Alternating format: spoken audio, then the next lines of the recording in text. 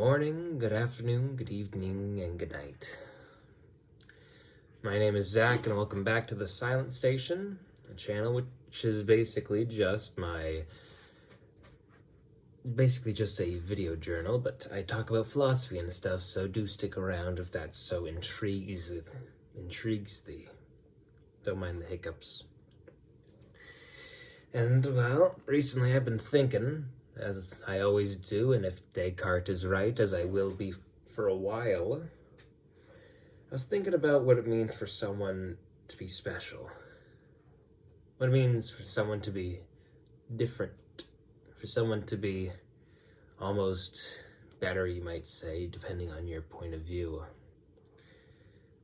Just because of some stuff that's come up, and it made me start thinking, am I different from others? And if so, how different do I want to be?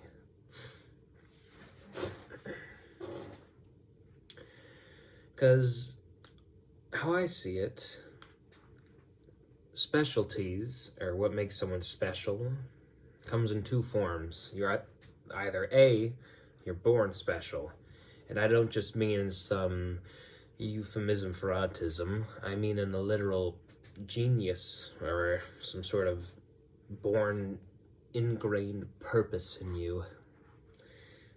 And the second one is one which I believe is a kind of special I want to work towards, and the kind of special which you can too. It's a specialty of effort, of honing what materials you have to find craftsmanship and wonderful, wonderful weirdness to work around. And really, it's a question then for me of, is this specialty road one that is worth taking? Because as I see it, to be special is to be alone. To be alone is hard. To be special is hard. To be special is great, though. You're remembered. You'll do great things. But at the same time, it's a hard road to walk. Of course, the stereotypical give up everything for a dream, but it's more than that. You become your dream. And dreams don't interact with people well. No. Dreams are messy, fickle, and unnatural. And in this crab in a bucket society of normalcy, finding someone who's special is a rarity, and often not a good one unless they've already been accepted.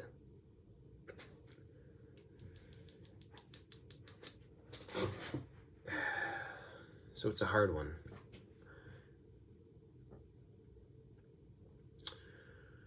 But otherwise, currently for me, Lents this Wednesday, which means no YouTube or Reddit. I just grouped those two together because those are what I mainly watch videos on. So that's cutting out a good 5-6 hours of my day, admittedly. I hope I can find some good writing time in between. And oh, you know a good thinking thing I thought today? Today is about 1 week into my current 2-week Minecraft phase with my friends. And we just beat the Ender Dragon. Netherite on some stuff. What's the word? Diamonds on everything. Enchanting.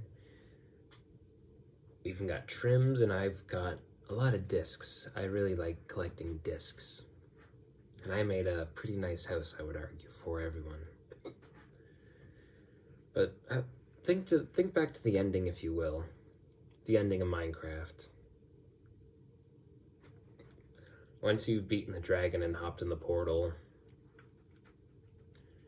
it's strange.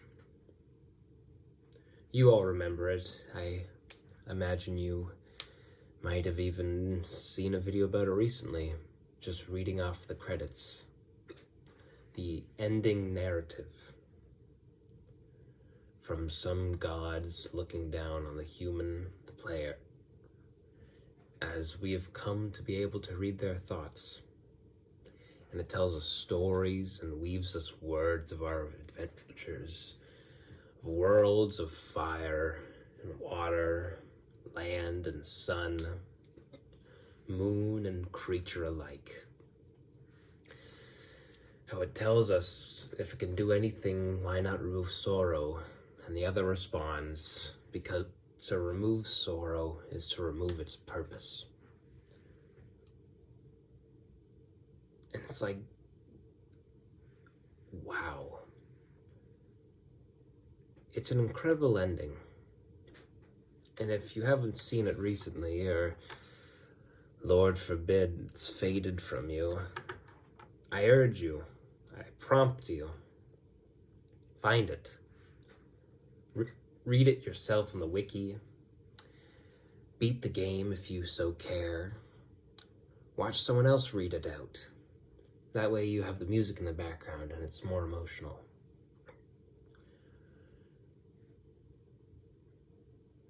But it makes me wonder about things change, as they say. You'll find it the same way you left it, but faded. Everything stays, but everything changes. In terms of Minecraft, that couldn't be further from the truth. Now, I don't know about you guys, but I know what a nether generator is. I've been playing Minecraft for a minute, since practically beetroots were introduced. That's one of the newer things I remember when I was younger. And Herobrine was still a hunt. And it was good. And I like new Minecraft. I like the new updates. I think the creaking is fun. I like the Underdark. I like the caves and cliffs and new stuff to do. I like all the faffing about that you can now do. But it is different. Because that original ending, that lone credit scene at the end of a silent game, the final speech at the end of a silent film, that's it. I feel like Mojang has buried it deep. I don't know why. But I can't feel it from them, you know? Maybe if I reach out right, maybe if I reach out hard enough, I will, but currently, such heartfelt adventurism is left buried in the company beneath all the Microsofts and updates. Lies at the very heart of the game, true honesty, true heart, true passion, true moxie for adventure, creativity, and the sole right for a player to be and to do whatever it is you wish. A motif that has not been lost, but its reasoning has been hidden. That has been lost. So yes, while the game changes colors and such, all I can watch is that slowly fade, like a first flame that needs to be relit. It burns beautifully, but cinders are starting to make up most of it.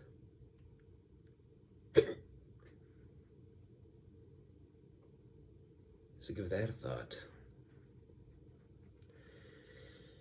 If I can squeeze out a video tomorrow, I'll set it to upload sometime mid-Lent, but otherwise, and hopefully I don't leave you guys for 10 months away this time, but otherwise, I'll see you April. And have a wonderful rest of your morning, your afternoon, your evening, or your night. And this is Zach, signing